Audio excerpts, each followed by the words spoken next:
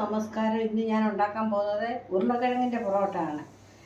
3-4 ഉരുളക്കിഴങ്ങ് മീഡിയം സൈസുള്ളത് മുറിച്ച് തൊലിയോടുകൂടി നല്ലപോലെ കഴുകി കുറേ നേരം വെള്ളത്തിലിട്ടേക്കണം, മണ്ണ് പോകാതെ. എന്നിട്ട് നല്ലതുപോലെ കഴുകിയിട്ട് രണ്ടായിട്ട് മുറിച്ചിട്ട് കുക്കറിനകത്തിട്ട് 3 വിസിലടിച്ചിട്ട് വെച്ചേക്കും.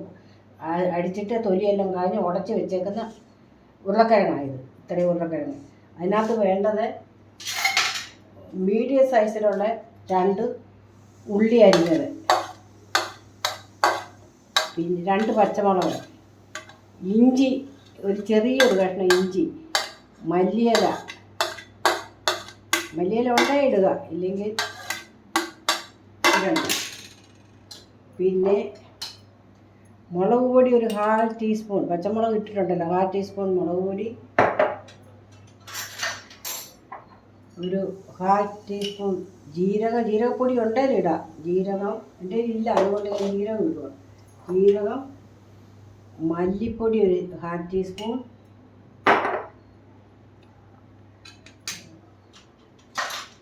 മഞ്ഞൾ പൊടി ഒരു 1/2 ടീസ്പൂൺ,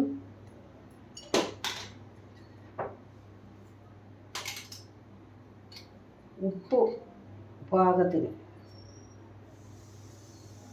എത്ര വേണം എത്ര എടുക്കുന്നു അതിൻ്റെ അനുസരിച്ച് ഉപ്പ്. പിന്നെ കസൂരി മേത്തി എന്ന് പറഞ്ഞൊരു സാധനമുണ്ട്, അവിടെ കേരളത്തിലൊക്കെ കിട്ടുമോയെന്ന് അറിയത്തില്ല. ഉലുവായുടെ അല്ല, ഉണക്കിയതാണ്. അതിലൂടെ ഇച്ചിരി ഇടണം, ഉണ്ടയിലിടുക. അരിമോദകം, ഇവിടെ ആജുവായെന്ന് പറയും, അത് ഇച്ചിരി കയ്യിലിട്ടിട്ട് അതിലൂടെ ഒരു ശാലം ഇട്ടിട്ട് പിന്നെ ഇളക്കി യോജിച്ച് വെക്കുക. ഗോതമ്പ് മാവ് വേണ്ട കുഴച്ച് വെച്ചേക്കുക. അതാണ്ട് കേട്ടോ, ഒത്തിരി വെള്ളമാകരുത്. ഇങ്ങനെ ഈ പരുവത്തിൽ കുഴച്ചെടുത്തേച്ച് ഒരു ചെറിയ പീസാക്കി എടുക്കണം, ഇങ്ങനെ ഇത്രയും. എന്നിട്ട് ഇതിങ്ങനെ എടുത്തിട്ട് ഇതിനകത്ത് ആട്ടമാവിനകത്ത് മുക്കിയിട്ട് ബിൽക്കുൽ പപ്പടം പോലെ പരത്തണം. ആദ്യം ഇങ്ങനെ തീരെ നൈസായിട്ട് പപ്പടം പോലെ ഇങ്ങനെ. ഷേപ്പൊന്നും വേണമെന്നില്ല, പിന്നീട് നമ്മൾ ഷേപ്പ് ആക്കുന്നുണ്ട്. ഇങ്ങനെ തീർത്തും കട്ടി കുറഞ്ഞ് വേണം ഉണ്ടാക്കാൻ. ഇങ്ങനെ ഉണ്ടാക്കി കട്ടി കുറഞ്ഞ് ആദ്യം 2 എണ്ണം ഉണ്ടാക്കി വെക്കണം. ഞാൻ ഒരെണ്ണം കൂടെ ഉണ്ടാക്കി വെച്ചിട്ടുണ്ട്, പിന്നെ 2 എണ്ണം ആദ്യം ഉണ്ടാക്കണം. ഉണ്ടാക്കി തീർത്തും കട്ടി കുറഞ്ഞ് പപ്പടം പോലെ. എന്നിട്ട് ഈ നമ്മൾ മിശ്രിതം ഉണ്ടാക്കി അതിനകത്ത് ഗരം മസാല ഇടണം. ഞാൻ കാണിക്കാൻ മറന്നു പോയതാണ്, ഞാൻ ഇട്ടതിനകത്ത്. എന്നിട്ട് ഇതിങ്ങനെ ഈ ഉണ്ടാക്കി വെച്ച ഉരുളക്കിഴങ്ങ് ഇങ്ങനെ പരത്തി ഇതേ വെക്കണം. ഇങ്ങനെ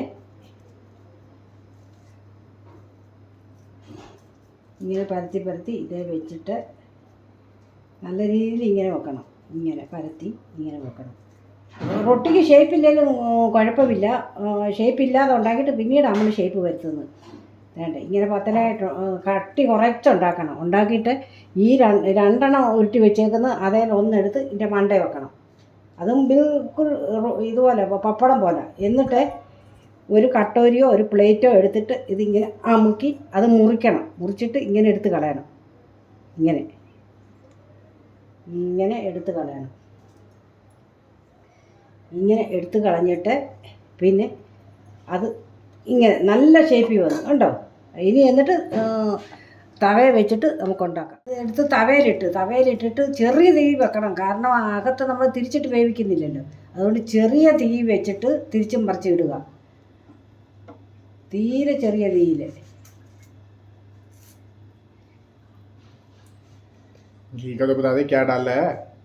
ഇത് കഴിഞ്ഞിട്ട് നമ്മൾ ഇത് നെയ്യിലാണ് ഉണ്ടാക്കുന്നത്. നെയ്യിലുണ്ടാക്കണം, എന്നാലേ രുചിയുള്ളൂ. എണ്ണയ്ക്കകത്ത് ഉണ്ടാക്കാം, പക്ഷേ നെയ്യിലുണ്ടാക്കുന്ന അത്ര രുചി ഉരുളക്കിഴങ്ങിൻ്റെ ആലു പൊറോട്ടയ്ക്ക് പിന്നെ രുചി കിട്ടത്തില്ല. നെയ്യിൽ ഏറ്റവും നല്ലത്. ഇങ്ങനെ ഒന്നിട്ട് കഴിഞ്ഞിട്ട് നമ്മളിങ്ങനെ തിരിച്ചിടണം. തീരെ സിമ്മേലിടണം ഗ്യാസ്.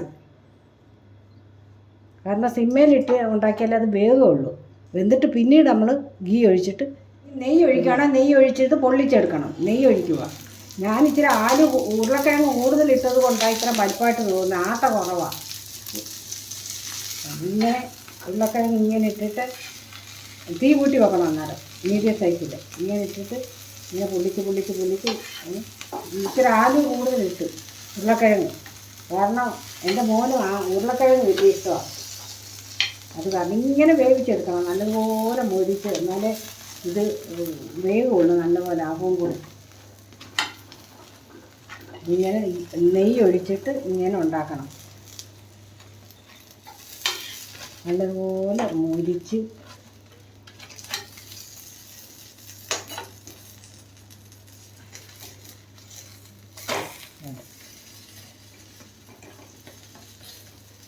ആലു പൊറോട്ട റെഡിയായി. ആലു പൊറോട്ട റെഡി. ഒന്നുണ്ടാക്കി, ഇനി അടുത്തതൂടെ ഉണ്ടാക്കി കാണിക്കാം. രണ്ടാമത്തേതും പൊറോട്ട ഞാൻ ഉണ്ടാക്കിയതുണ്ട്. ഇങ്ങനെ ഇരിക്കണം കണ്ടോ. നല്ല ടേസ്റ്റിയാണ്. പിള്ളേർക്ക് ടിഫിന് കൊടുത്തു വിടാനും എല്ലാത്തിനും നല്ലതാണ്. ഇച്ചിരി അച്ചാറും തൈരും കൂട്ടിയാണ് ഇവിടെയുള്ള ആൾക്കാർ കഴിക്കുന്നത്. ആലു പൊറോട്ട എന്ന് പറയും. ഉരുളക്കിഴങ്ങിൻ്റെ പൊറോട്ടയും നല്ല സോഫ്റ്റായിട്ടുള്ളതുണ്ട്. ഉരുളക്കിഴങ്ങ് എന്തോ സോഫ്റ്റാണ്. പൊറോട്ടയും തൈരും അച്ചാറും. ഇവിടങ്ങളിൽ കൂടുതൽ ആൾക്കാർ തൈരും കൂട്ടിയാണ് കഴിക്കുന്നത്. അച്ചാറും തൈരും ഇതും നല്ല ടേസ്റ്റാണ്. പിള്ളേർക്ക് ഉണ്ടാക്കിയത് എത്ര ഉണ്ടാക്കാൻ അറിയാത്തവർക്ക് ഉണ്ടാക്കുന്ന ഈസി മെത്തേഡായിട്ടുള്ളതാണ് കാണിച്ചത്. Thank you. സബ്സ്ക്രൈബ് എല്ലാവരും പ്ലീസ് സബ്സ്ക്രൈബ് ചെയ്യണം, ലൈക്ക് ചെയ്യണം പ്ലീസ്.